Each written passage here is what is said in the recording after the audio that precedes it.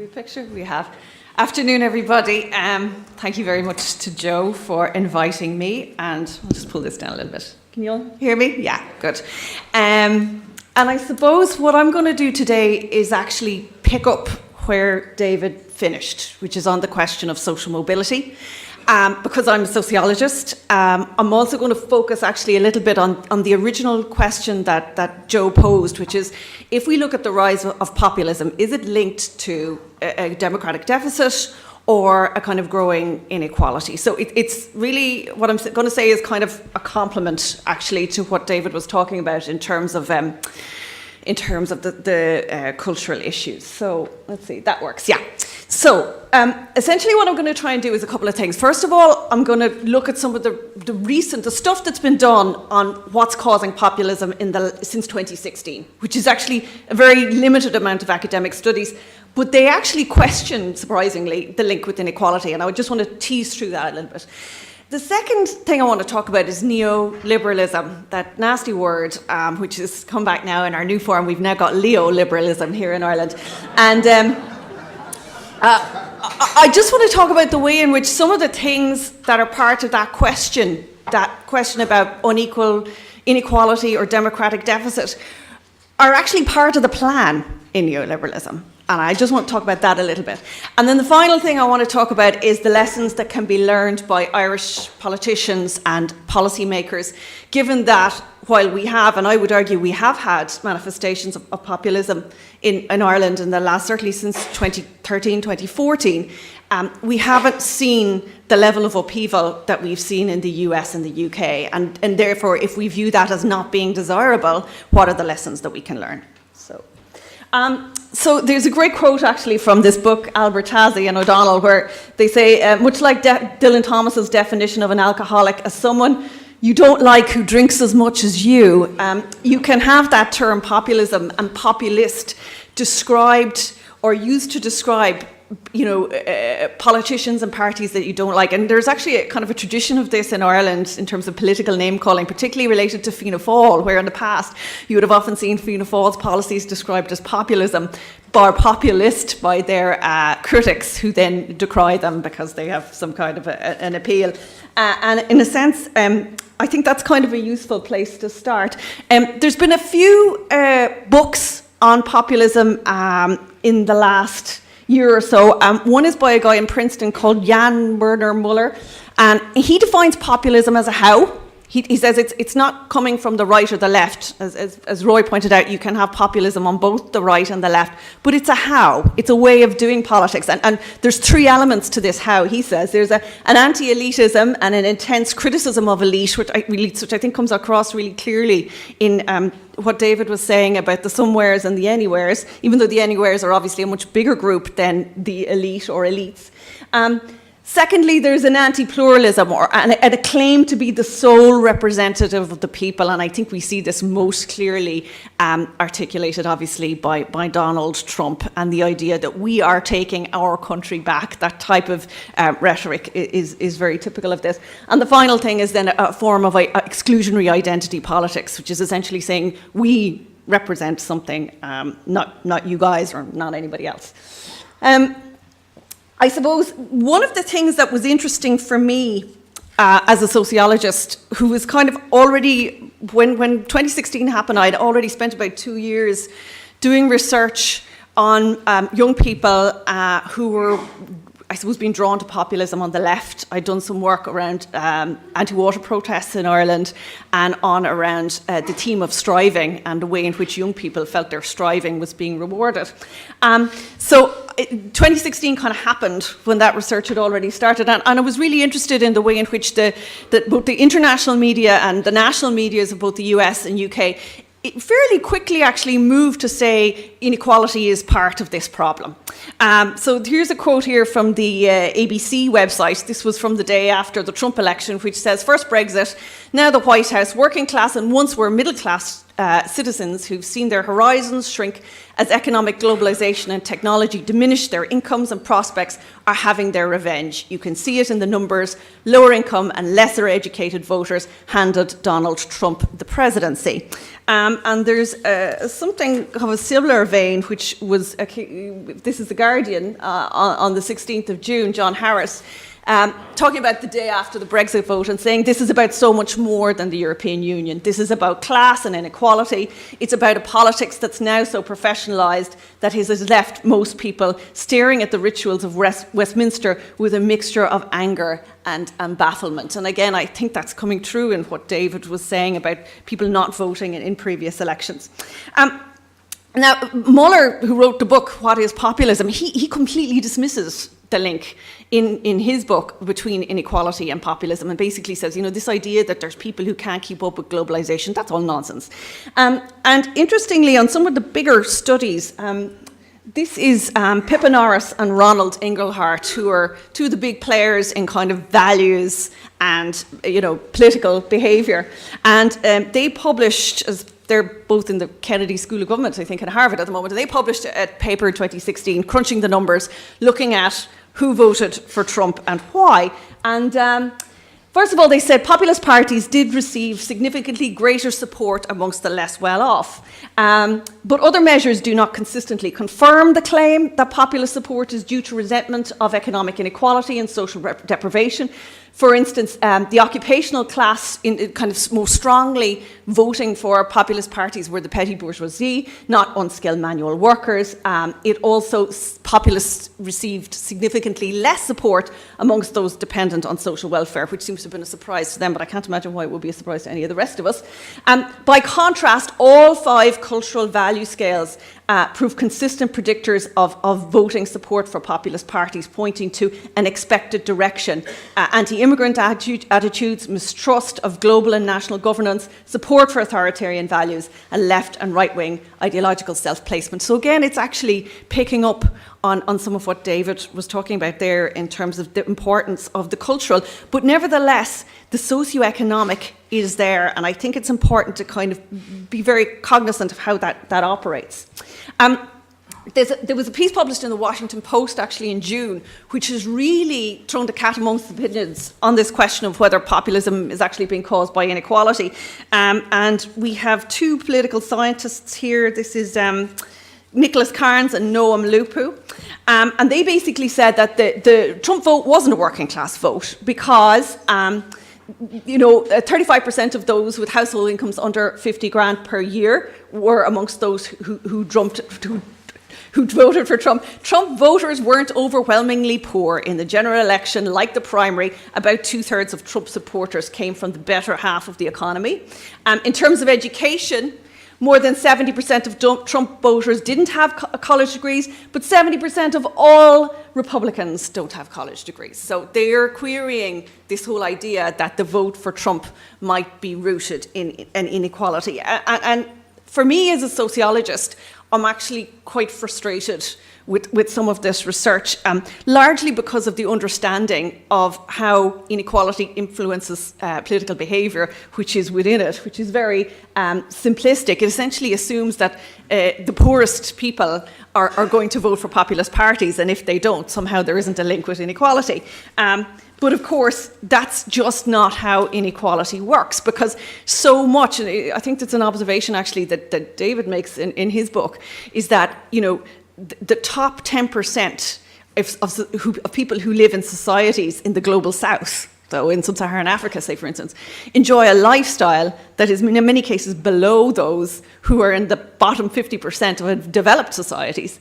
Nevertheless, those bottom 50% still perceive themselves as unequal, and that's because our social position is based on social comparison. How we view ourselves in terms of our society is based on where we see ourselves relative to everybody else.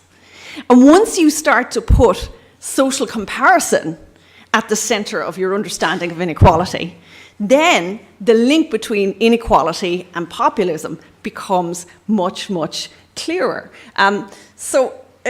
just to have a look here, this is Arlie Russell Hochschild, who did a 5-year study on the American right. It's an ethnographic study. I'm an ethnographer, so I'm very much in sympathy with what she has to say. And she basically says most of the people I interviewed were middle class. Many, however, had been poor as children and felt their rise to have been an uncertain one. One wife of a well-to-do contractor told me, "We have our American dream, but we could lose it all tomorrow."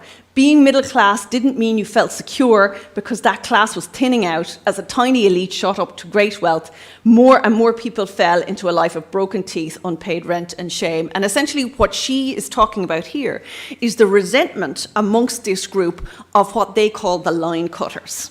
And I'll just give you, she talks about, this is the deep story of the line cutters, and I'll just read it out. She says, you're patiently standing in the middle of a long line, stretching towards the horizon where the American dream awaits. But as you wait, you see people cutting in line ahead of you. Many of these line cutters are black, beneficiaries of affirmative action or welfare. Some are career-driven women pushing into jobs they never had before. Then you see immigrants, Mexicans, Somalis, the Syrian refugees yet to come. As you wait in this unmoving line, you're being asked to feel sorry for them all. You have a good heart, but who is deciding who you should feel compassion for? Then you see President Barack Hussein Obama waving the line cutters forward. He's on their side. In fact, isn't he a line cutter too? How did this fatherless black guy pay for Harvard? As you wait your turn, Obama is using the money in your pocket to help the line cutters. He and his liberal backers have removed the shame from taking. The government has become an instrument for redistributing your money to the undeserving. It's not your government anymore, it's theirs. Okay? Now, that, I think, is a very sophisticated and nuanced understanding of what is actually informing the populist surge and the vote for Donald Trump. I suppose, in a sense, what was interesting for me, actually, because I think what you're really seeing there is kind of forms of relative deprivation, and I think it very much links to what David was saying about Rotherham, you know, in that sentiment. But also, actually, because I had been doing research looking at younger people who were drawn to populism on the left, and actually what I found there, and I've been doing research in the UK in the last couple of weeks, and I've been talking to some of the people who support Jeremy Corbyn, and I've seen some similar things, and they're also concerned about relative deprivation. But it's not so much line cutters that are the focus of their interest or their resentment. It's what they call ladder pullers. And ladder pullers are people like me. They're people who went ahead of them, who had all the benefits of pre-austerity affluence, and having benefited from that and got the rewards of being in anywhere, pull the ladder up behind them. So this is one woman, Amy, who I've interviewed. She's actually Irish, and she says, my stepsister finished college in 2002, and within a year of leaving college, she had a good job, and a year after that, she put a deposit on the house. She got married before the crash. Now she and her husband are stuck with a huge mortgage, but at least they have their own home. I work my ass off, and at the moment, I don't think there's a chance that I could buy a house, even though I've had to work a lot harder to get where I am through internships, etc., than she did 10 years ago. I find it hard that a few short years could make such a difference. Okay, so there's a relative deprivation there that, and Amy is somebody who's involved in left-wing populist movements here in Ireland, and a number of other of those participants who I've interviewed have expressed very similar views. So, in a sense, I think that's the first thing when we talk about the link between inequality and populism. We're looking at, if we take populism as being something that has both a right and a left-wing dimension, which I think is really important to keep centre stage. And in some ways, that's so beautifully been revealed by Brexit, where you see the convergence, I think. But the thing that came across most strikingly for me, and I'm only back from the UK about 10 days, when I went to do the research there, the really strong theme that came through was the whole idea of elites that are unreachable, that are beyond us, that don't speak for us. And since Colin Crouch's book in 2004, he wrote a book called Post-Democracy, and he kind of flagged some of these things already. But this is Frank Furedi, who is a kind of sociologist of crime, and he talks about the way in which first of all, we've had this movement of governance out of realms which are public representation and into technocratic control. So a very good example here in Ireland would be health. Okay, so we used to have a system of regional health boards with local representatives in them. Now we have the HSC, which is anonymous and bureaucratic and is very hard to reach. Another example that's actually happening at the moment is actually within housing. Historically, housing in Ireland, local authority housing, has been run and administered by local authorities. But we're in a process at the moment where a lot of local authorities housing is actually being handed over to Clúid and Respond and Quangos, which may be very good and are full of people like me, highly educated, very well-intentioned people, but nevertheless is beyond the reach of democratic control. Nobody who lives in a local authority can vote for somebody who can put up their hand and say, we don't like what you're doing. So there is a shift towards technocratic governance and away from forums where people have actual representation. Fioretti says, throughout the Western world, many people feel alienated and estranged from their governments and institutions. They feel patronised by technocrats and they've become sceptical towards the so-called truths communicated by professional politicians and experts. Many representatives of the cultural elite claim that the people no longer care about the truth when what they mean is, in fact, they don't care about their version of the truth. So one of the things, I suppose, for me as a sociologist, I've been teaching courses on globalization since 2002 in an Irish university. And when I started teaching those courses, a lot of the things we would talk about neoliberalism, we would talk about in terms of societies like Argentina. And what has been such an interesting thing for me is in the way since 2010, a lot of those ideas I am now applying to Ireland, and you have young people who've grown up in Ireland saying, yes, I understand this. This converges or with my insight into how this society operates. So it's interesting then to think about neoliberalism in particular, because I think when we talk about globalization, there's two sets of pressures and both of them have contributed to the rise of populism. One is, I suppose, what we call in my teaching, this kind of social science of globalization, which is connectedness, okay? So connectedness with people, connectedness of money, connectedness of ideas, connectedness of media, okay? All of those macro pressures, particularly since 2008, have put massive pressure on the somewhere group that essentially are coming out of the research. But aside from that, there is also the neoliberal project of globalization, which we heard Pascal Donoghue talk about last night, which is very specific and very deliberate and has been deliberately enacted by governments and institutions since the 1970s. David very presciently noted that there was a very significant leap in inequality in the 1980s when Margaret Thatcher took charge, as there was in the United States when Ronald Reagan took charge.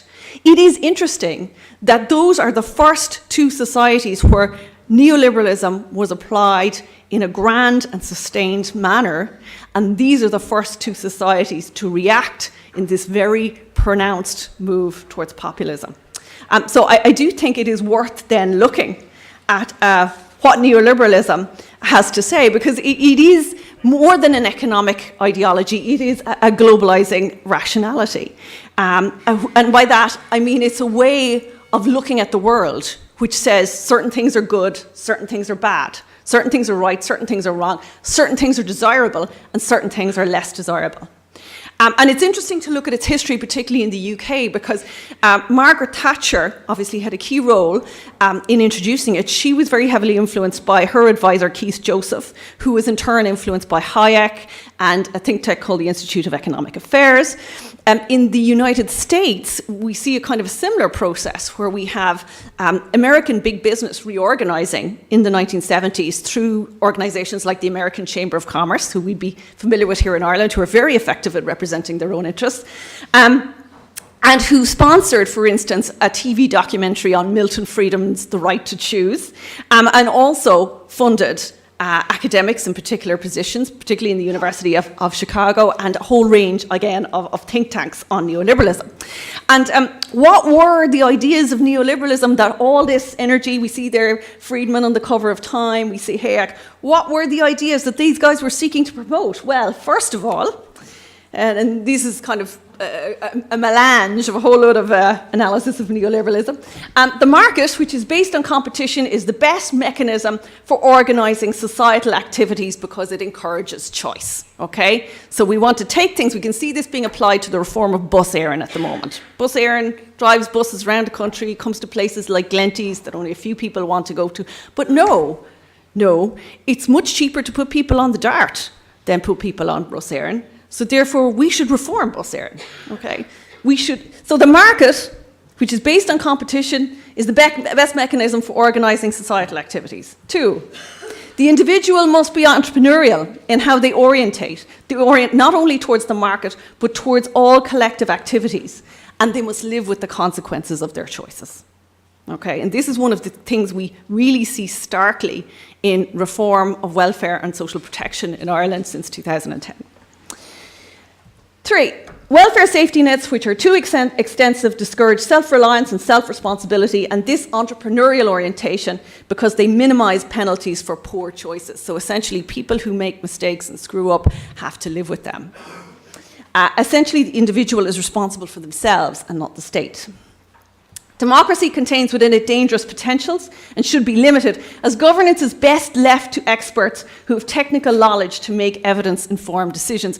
It's really interesting to look at the reform of local government here in Ireland in the last 10 years and look at the rhetoric around local representatives and the way in which they've been removed. We saw this in the first instance with the reform of the health boards and saying, oh, these local guys who represent local interests, we don't need them. We're the experts. We know what healthcare needs. Let's just take all of them out and we'll sit in our office and we'll make the decisions. Okay? And finally, the state's role is to minimise its own involvement in the market and in the lives of ordinary citizens. And so the state's role is actually to take itself out of play in terms of how many things are organised.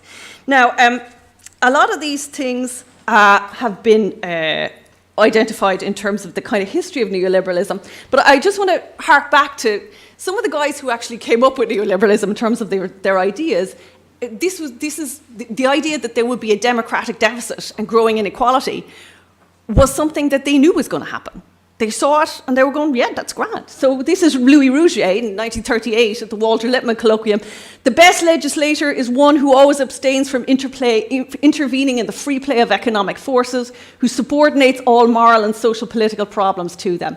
Democracy must be constitutionally reformed in such a way that those to whom they entrust responsibilities of governments regard themselves not as the representatives of economic and popular appetites, but as the guarantors of general interest against a special interest. They must inculcate the masses through the voice of new teachers, respect for qualifications, and the honour of collaborating on the common project.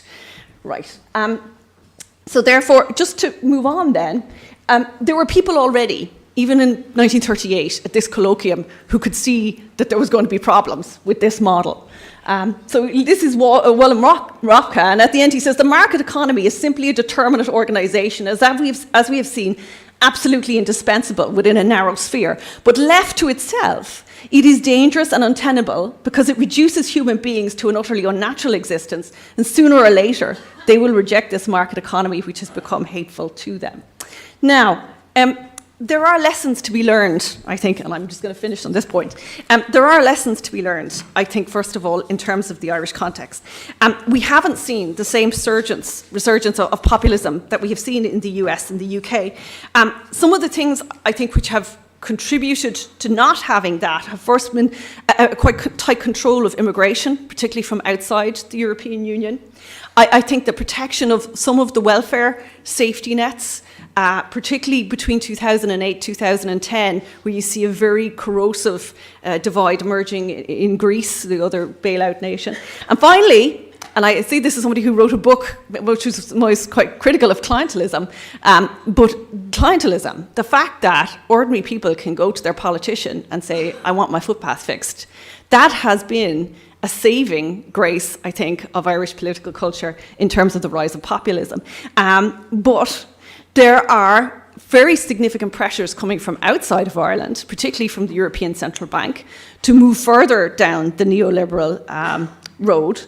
And I do think we face a danger where social cohesion and social solidarity can break down if we do go further. I think perhaps the most significant manifestation of populism in Ireland has been through the Right to Water campaign, which in its earliest inceptions combined elements of both right and left-wing populism, and then as it shifted to becoming right to change, moved much more clearly towards a left-wing populism manifestation. And in some ways, I think Fianna Fáil's willingness to embrace the suspension of water charges in the run-up to the government formation negotiations shows the elasticity, actually, of Irish political culture, which I think is a positive thing. The fact that there was a populist rejection of water charges, Fianna Fáil took that on board. Stealing by populist clothes, I think, is one of the most effective ways of diffusing populism. So just to finish, I think the outcome of the last general election does demonstrate that actually no party in Ireland has a mandate to take Ireland further down the road of a neoliberalism, which I think could exacerbate and provoke a further move towards populism. And I think it's critical, particularly in light actually of some of the things that the Minister for Finance and Seamus Coffey had to say last night. I think it's critical that that lack of mandate is acknowledged and recognised. Thank you very much.